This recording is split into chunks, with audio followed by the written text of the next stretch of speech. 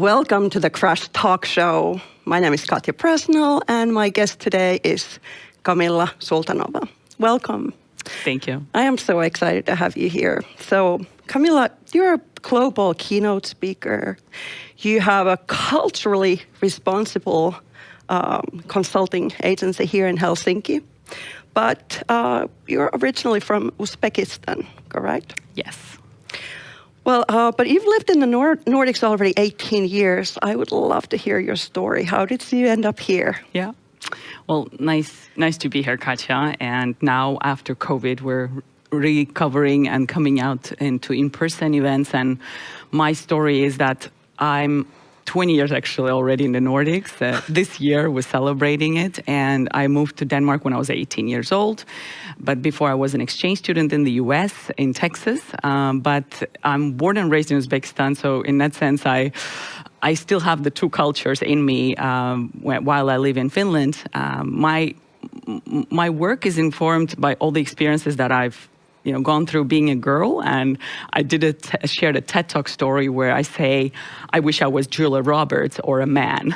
That kind of sums it up. And actually, go a little bit. What do you mean by that? I think I know what you mean, but please share with us. Yeah, well, growing up it was still the Soviet Union, but then after the Soviet Union broke down, we were exposed to all these Hollywood movies, also Bollywood, which I also like. But as a Julia Roberts, you would be a white American woman who's self-assured and confident.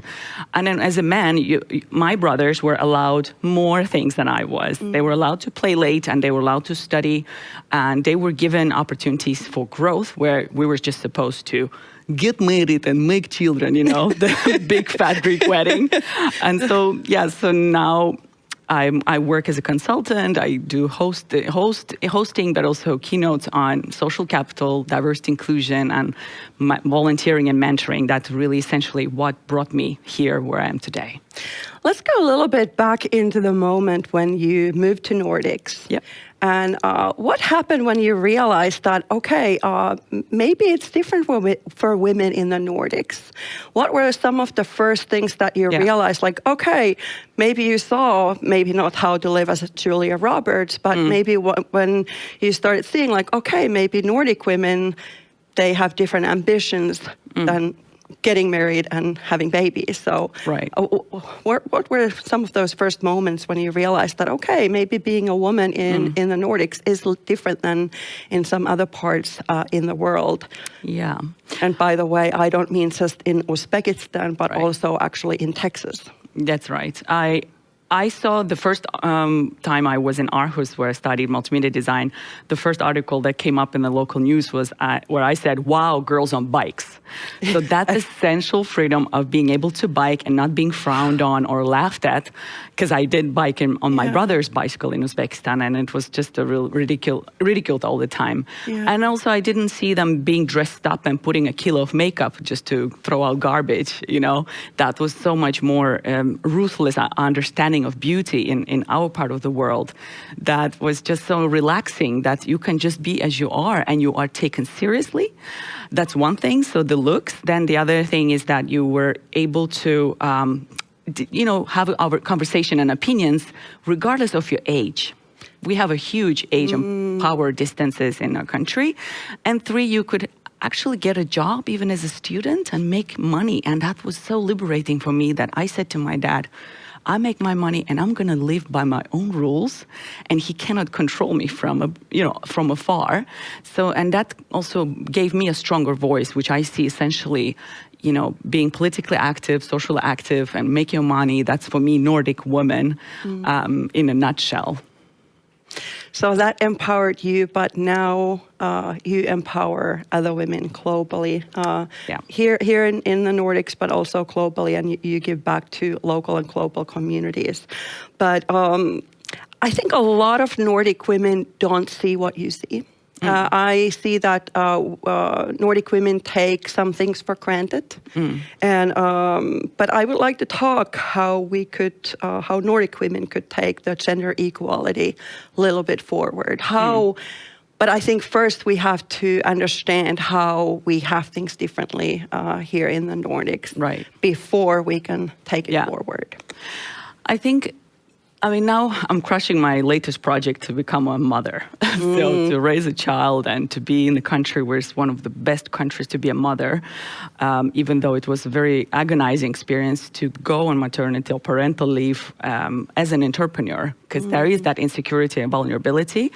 And now I can relate to much more women across the planet and to share the divine energy to be a mother, create a human life. And that's equally across the world. But now I can see why there are so strong, professional unions in the Nordics and, legislation to promote more, maternity leave, parental leave policies that kind of close the gap to caretaking at home, because still we have 90% of my parental leave is taken by mothers. So we have a lot of talk about gender equality, but we need to understand what is gender equity and just in general equity programs in the society. So I promote mentoring, and I worked with Hanken and School of Economics and the cities, where equity is understanding that not everyone starts at the same place. And so I would argue that the Nordics are gender equal, but not socially inclusive. I fully agree. And I think that's where I'm trying to build in that understanding of local and global, that you shape your community, you bring your culture with you, but also share the culture. Being a Nordic and, coming from a welfare society, and letting women understand, and also men, that decisions are made individually. And that not everyone is going to fix it for you. So that independent thinking, but also having that freedom, that dignity-based approach. You have the dignity to be you, to choose your lifestyle and to work even if you're a young mother. Exactly. How do you feel if you mirror your experience as a mom here in the Nordics, and you have all of this societal help? Right. So we have maternity leaves, and we have child allowance that the government pays every month, and we have excellent maternal medical care here. Right. But what about the sense of community, and what about a sense of that? How do you mirror that back to some other cultures? So that's a very good question, because I while I say that I will relate to many more women around the globe as a mother, but I also relate to vulnerability. That's still that you're given these benefits short time during the short period of time, and you are a bit lacking the social infrastructure. So the community, how we say it takes a village to raise a child.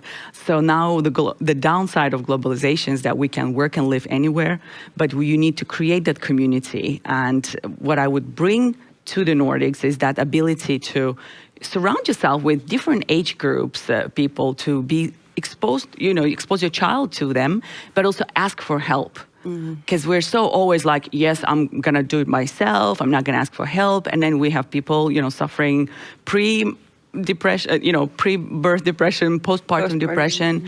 And I've been catching myself so much on this. I'm losing it. I'm losing it. And then things come up and pop up, and, feeling that inadequacy just shows that you can never have enough self-confidence. And that's where, having a seat here and sharing that story, it's also hugely empowering. Exactly. And you are extremely accomplished woman. You have done so much, and you have done also so much for other people. To be able to see you, to sit here and say like, hey, actually, this is hard for me as well. It really is empowering. Thank you. And I want to talk a little bit about conscious bias and how we have all of these benefits, and we have like the society. On a societal and even governmental level, we have this support, but not on individual level. And we still, actually, Finnish moms are among the most stressed moms in the world. So on one hand, we do have a lot of these governmental aids and a lot of legal and these type of establishments built. But we are still lacking something that I think we can learn from the global community. That's right. I think, unconscious bias is what we address in any basic work of diversity, equity, inclusion. And largely it's the attitudes and our, behaviors that feel into practices that are very discriminatory. And we all have that. So that's why I'm such a arguing and such a huge advocate for mentoring, both the normal mentoring, reverse mentoring, and bringing yourself always personally engaging in with people who are not like you. And I think that is my call to break this unconscious bias level, both as a mother or a parent, how we actually treat each other at the workplace. And then what's the handicap for me right now coming back to the job market? And I would be punished to be a caretaker. Exactly. But how are we, focusing on that and having those conversations both at home, but also, sharing those experiences. And that's why I find it very important to do that, honestly, to say that motherhood is not all pink shirt that I'm wearing, but to share that, expose yourself as much so that everyone else notices where is unconscious bias you have, and then build that local and global divide, connection. I went to Women Economic Forum in India, and that's where I faced my first unconscious bias myself, that they put us in a room with a random participant of the conference, 2,000 women gathered in Delhi. And I was like, I'm going to be with someone in a room which I don't know. And she was a mother. She was an amazing woman from South India, and now we're still in touch. And I was like faced with that idea that, okay, do we always need to be by ourselves? Always, expose yourself to uncertainty and that serendipity that really brings us, closer to more sisterhood, I think. Exactly. And that changed my life, that trip to Delhi, and seeing the variety of stories and how lucky we are in the Nordics and how we should pave way for others to keep hope. Exactly. I feel like social media did that for me because I was an early adopter already in mid-2000s. And it was really refreshing to get to know people without that bias, that I was able to connect with people globally without having the type of bias, like, where they work, or where they live, what's their income level, that we just had something in common. Right. So I think social media has been a great way to get people together globally. Yeah. But of course, nothing takes away from, nothing is better than seeing people in person. So obviously that's extremely powerful. Yeah. But how do we do that in today's world? How do we create these networks, and how do we create these global communities and help each other out? Yeah, so I met you for a few years ago at the Career Festival, and your message was very strong to me that I also promote now, the storytelling. So, utilizing what's at your hands, storytelling to share who you are, where you are, and how universal way of life and life design, how you live and what choices you make. Second is that we build the communities, but also join communities. We don't always have the resources to build one, but joining those which are out there. There is Nordic communities, She community, you have IVOF just in Finland alone, and just figuring out where which cause drives you. And that from local community, you grow to become part of the global community. So I'm part of European Young Leaders, or Global Dignity Ambassadors, and European Women on Boards Ambassadors. So it's so easy to engage. So that way is to be driven by a cause, but also have that opportunity to build that connection with someone who is not like you. And the third one is to have the opportunity to mentor, but also become a sponsor for someone. Yes, I really like the idea of sponsorship. Yes. Please go quickly through what is sponsorship and what do you mean by that? So when we're talking about mentoring, and I believe that, the power of personal change through, and, unconscious bias breaking through personal relationships, mentor is someone who talks with you and to give you that experience, to give you that know-how, and be that active ear. But the sponsorship, which is now being written a lot about, is that someone at the workplace or in the sector or industry promotes you as a protege and allows you to get into the social capital, but also shares the network. And I saw a bit clash in Finland when I promoted mentorship here in Helsinki region, that it's not a finished thing to be a sponsor. And I agree with that, because you need to be confident it's your integrity. Exactly, and it's also on you if you recommend somebody, and I think some people can be taken aback by that. Yeah, and I believe that, you know, if we think in America, you know, a lot of Black female leaders are kept away due to lack of sponsorship. I think we can do that with immigrant women or people who are underrepresented in the Finnish job market. So dare to be not only a mentor, because you got a lot to share, but also a sponsor. Exactly, I love that. And actually that's one of the reasons that we wanted to start this Crush movement, that we can help each other out. We can push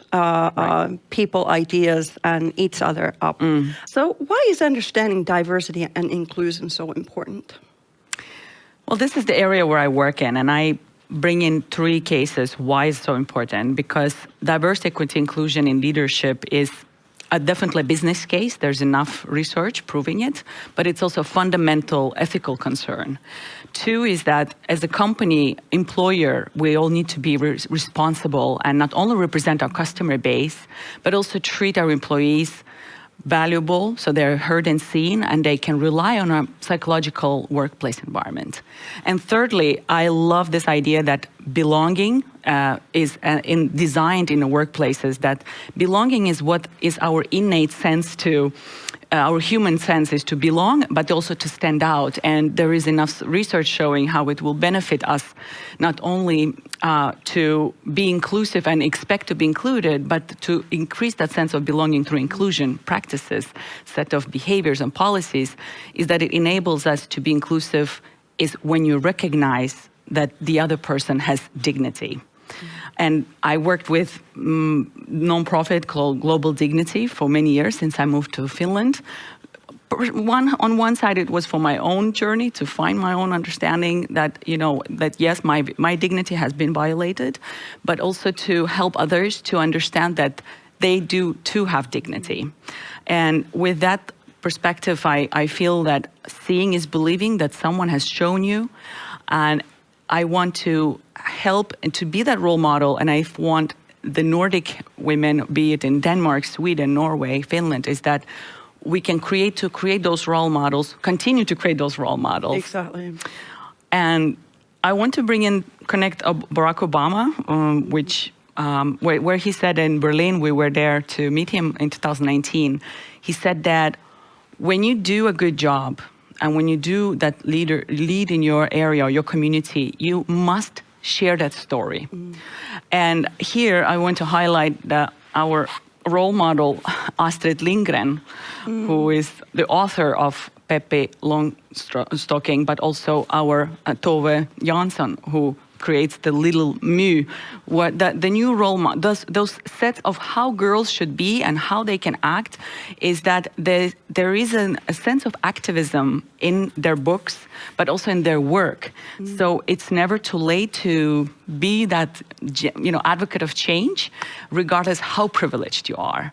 Exactly, and it has to start with children, and it has to start from, you know, like you are now a mother. You probably look at it from a different angle. So now, why it's important that we also start teaching this to our children. Exactly. Because that's you can't talk about these only when it's like, oh, it's a better business when we have diversity. We can't just talk about it then with the economical demand for diversity and inclusion. Exactly. We have to start it from when we are young and when we're young, with our children. Yeah, absolutely. So that we foster that understanding, we need to work individually, but also in community, and that's where you always mention that, you know, rise each other up, name the other person, sponsor the other person in who helped you to become who you are, and that role model perspective. We shouldn't think it's so putting yourself first, but we need to create those heroes of today, that it's not just we quote men figures. Yeah, there's enough of them, but I want to be able to grow up in this society where my daughter will not have to feel excluded just because of her last name or where she lives and what, you know, for who she is. So I think This is where diversity inclusion is exactly daily part of our life. So one last question. What would you like to crush? I would like to crush this idea of how we create Finnish relatability, how we create the social capital exchange so that it doesn't become that someone else has to do it, but it becomes an innate sense of, this empathy in action in Finland, because that will make Finnish welfare society prosper. If we get that idea that people don't come and move here and feel excluded, but the Finnish Safe or included. People could be socially inclusive. Yes. That's what I want to crush. Yes, and actually that's what the Crush movement is all about. We really want everybody to feel included and everybody to be part of the change and everybody to also share their stories, because that's where the power is. Yeah. I want to thank you. Thank you. Thank you for being here, and thank you for being here. Exactly. Cheers. Thank you.